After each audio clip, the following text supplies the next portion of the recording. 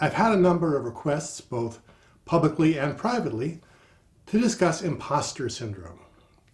And how do you get over it? How do you get past it? What do you do about imposter syndrome? And the answer, it turns out, is actually very simple and very straightforward. How do you get rid of it? You don't.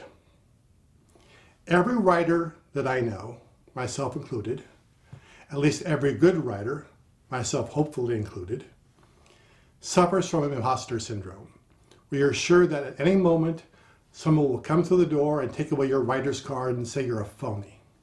The good thing is that that's a necessary part of the process.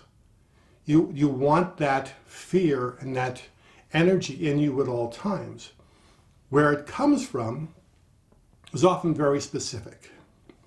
There are those who say that, well, the stories come from somewhere outside me. I don't create them, therefore how can I take credit for them? I share this with you. Dialogue comes to me from somewhere out there. Characters come from somewhere out there. I just write them down. But that does not diminish your importance as that gatekeeper or that receiver. In 1912, April 15th, a telegraph operator named Harold Cotton received a transmission from the Titanic that they were in trouble. He then turned around, alerted others, and in so doing, saved lives. No one said afterward, well, you don't deserve recognition for that. You didn't create the signal, you just reported it. He was in the right place at the right time for the universe to point to him and say, do this. If you are in the right place at the right time for the universe to give you a story, to say, this is what we want you to communicate to the world, that's a very good thing. That's an important thing. That's the universe speaking through you.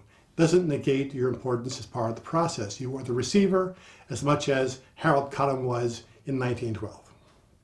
The other reason often given for imposter syndrome is, well, it's all been told before, it's all nothing new, it's all been done, what's the point? And you're right and you're wrong. Andre Gide said that, yes, everything has been told before, but no one was listening, so we have to begin again. A theme I'm going to return to numerous times in these videos and in some of my written entries is that everything you've ever seen or done or experienced has given you a lens in the middle of your forehead that no one else has. You occupy a piece of land no one else stands on. If diamonds are valuable because they are rare, how much more rare and how much more valuable is a single point of view? And that lens is specific both to you and to the time in which you exist. Upton Sinclair wrote a book called The Jungle about the meatpacking industry that led to great reforms in terms of how businesses were run. But his book doesn't talk about sweatshops today or problems today. Because you live in your own unique time, you see things both through your own point of view and the lens of the current culture. So whatever you write, by virtue of the fact that you are writing it, and you are writing it now, makes it automatically different and unique from all that has preceded it.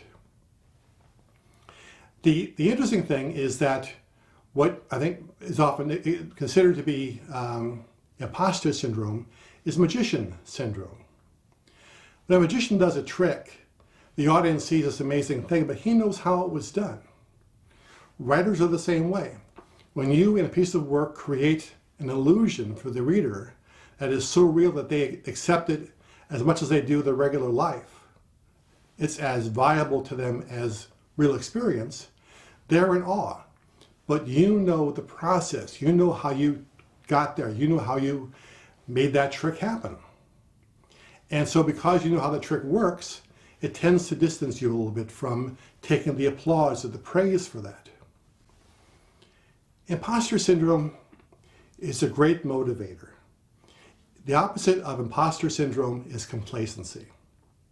Complacency will kill a writing career a lot faster than imposter syndrome ever will. Because complacency means I know what I'm doing, I'm happy, I'm content, I'm a force to be reckoned with, and suddenly the work begins to slide because you aren't challenging yourself and you have nothing to prove to anyone anymore. I think the writer's journey is one of constantly proving to yourself and to others that you have talent, that you have a story to tell, and that that story has meaning and importance and consequence. So the way you deal with imposter syndrome is you just accept it like all the rest of us do. It's the price you pay for the work you do. It is the cost of admission, if you will, to becoming a writer. You acknowledge what came before, acknowledge that parts of this come from somewhere else, but ultimately it all comes through you. You are the lens, you are the focus, and that perspective, that point of view has merit. So when you sit down to the keyboard, don't think about the past. Just think about what is your personal experience, what do you have to say, and how do you want to say it. By the time it comes out of you, it'll be different than all that went before you. Have faith, trust your talent, trust your perspective, and amazing things will happen. That's it for now.